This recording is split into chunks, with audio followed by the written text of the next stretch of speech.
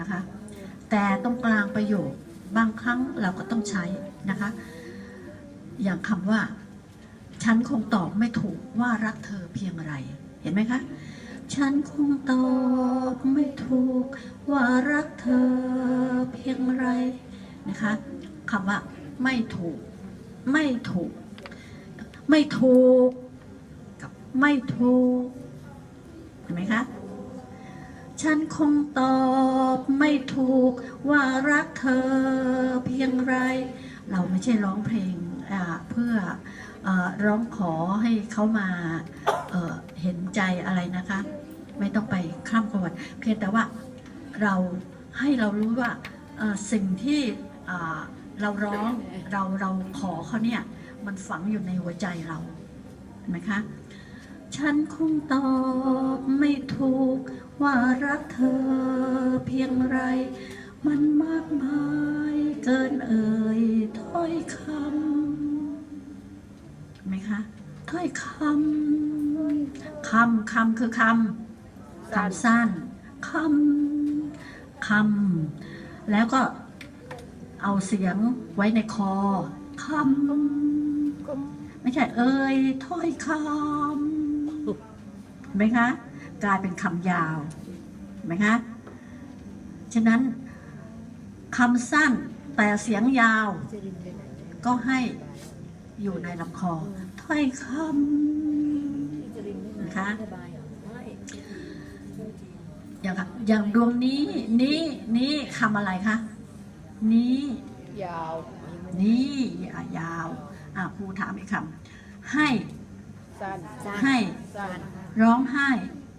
ยาว ฮะ ร้องให้ ยาวแต่ครูเห็นร้องสั้นทุกคนเลย ยาวสั้นยาว ร้องไห้ ไม่มาลายมันก็ยาว ใช่ คำว่าร้องไห้นะคะให้ร้องคำว่า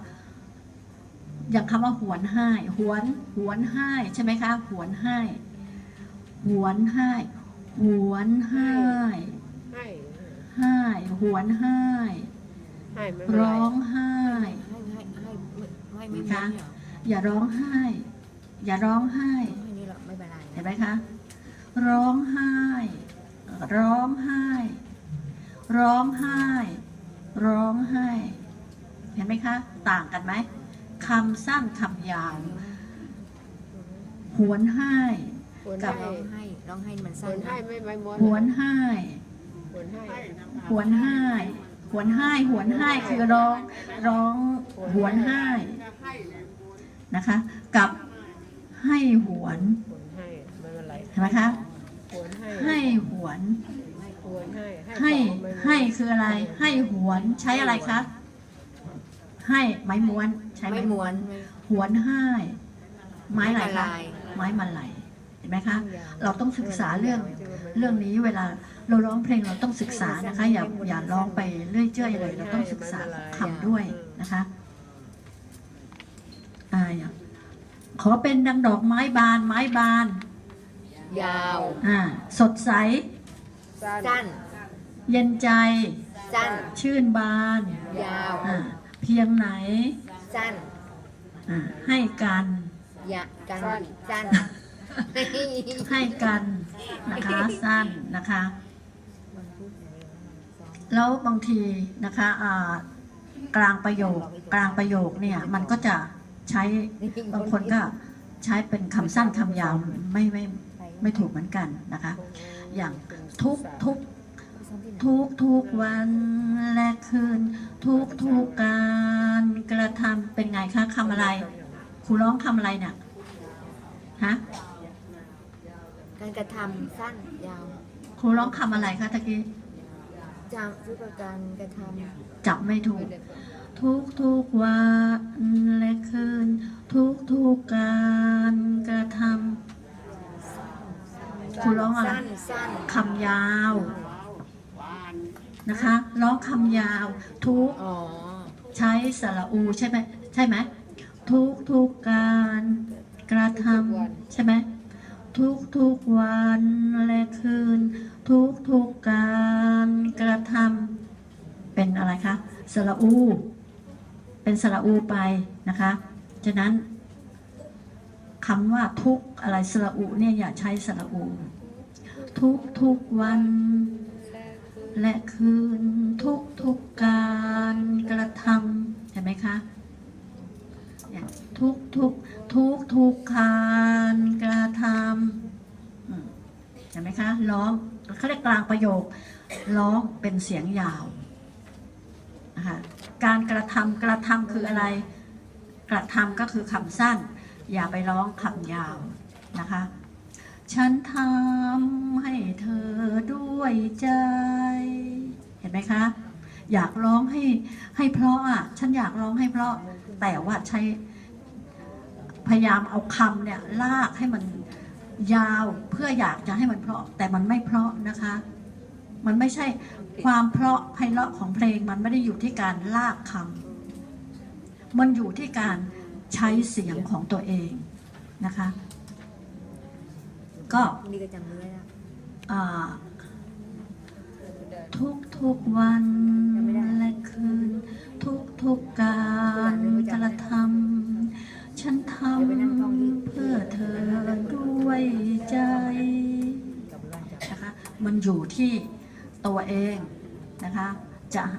ให้คนอื่นสื่อให้คนอื่นเขารู้ถึงความรู้สึกนะคะ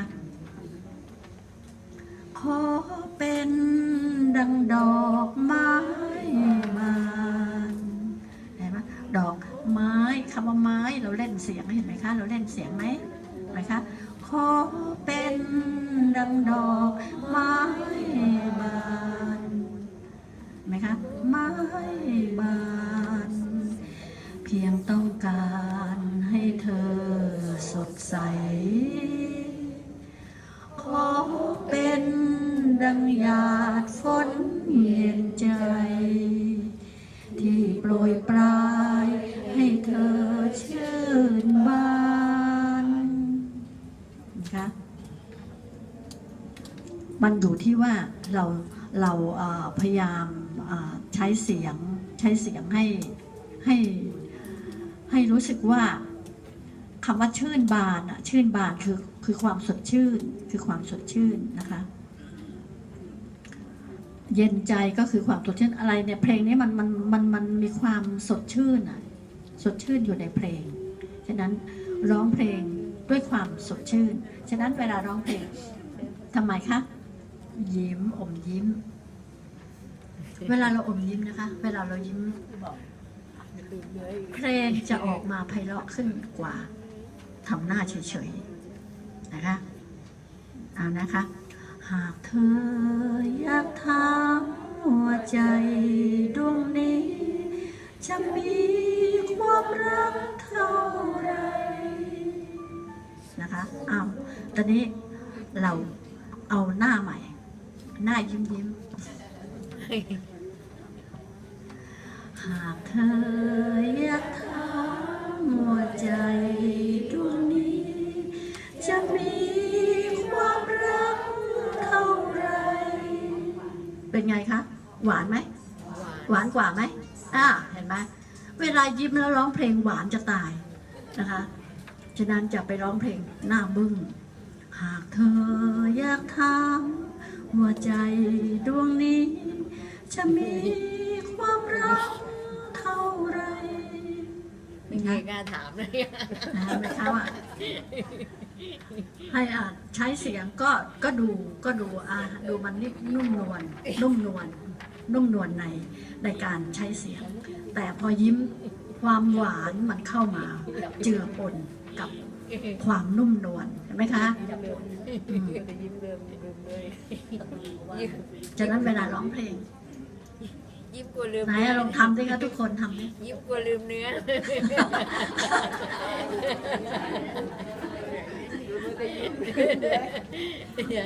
ยิ่งเพลงสนุกนะยิ่งเพลงสนุกนะคือเอาใจเนี่ยนะคะรู้สึกว่ามันสดชื่นพอสดชื่นจะหน้ามันยิ้มเลยมันยิ้มคล้ายๆเรายิ้มเหมือนกับเราที่อยากยิ้มให้ทุกคนเหมือนเราอยากยิ้มไฟเห็นก็อยากยิ้มเลยพอยิ้มเห็นไหมคะยิ้มแล้วรู้สึกว่าสีหน้ามันชื่นบานพอชื่นบานเราก็อยากร้องเพลงร้องเพลงด้วยสีหน้าที่ชื่นบานนะคะมันทำให้เพลงนั้นมันสนุกสนานขึ้นนะคะ อย่างเพลงอะไรนะตะกี้เนี่ยเพลงอะไรนะ ใช่ใช่แต่ร้อง ใครจะ เยอะ เพลงอะไรนะ ใครเลย ไม่รักใครเลยแบบพี่แต๋วอะไม่รักใครเลยจริงๆ อย่ามายุ่งกับฉันนะ เดี๋ยวลืมเนื้อ คือเพลงนะคะเพลงนี้ต้องจำเนื้อให้ได้นะคะพอจำเนื้อได้แล้วเนี่ยจะทำให้อะไรมันออกภาษากายมันจะออกภาษากายนั้นมันจะออกทันทีถ้าหากว่าเราจำเนื้อได้แต่ครูเนี่ยคือบางทีจำเนื้อเพลงไม่ได้อะแต่ว่าเรารู้ละเพลงเนี้ยคือครูศึกษาแล้วว่าเพลงเนี้ยมันเป็นยังไงนะคะพอเป็นยังไงปั๊บเราดูเนื้อแต่เรารู้แล้วว่าอารมณ์ของเพลงมันเป็นยังไงเราดูเนื้อไปเราก็ใส่อารมณ์ไปกับเนื้อไม่ต้องกลัวว่าเอ้ยฉันจะยิ้มแล้วทำให้ฉันลืมเนื้อมันไม่ใช่นะไม่ใช่นะคะอย่าเข้าใจผิดเพียงแต่ว่าเราต้องศึกษาเนื้อให้ดีก่อนนะคะเพลงนี้ก็ร้องกันได้ทุกคนละนะคะ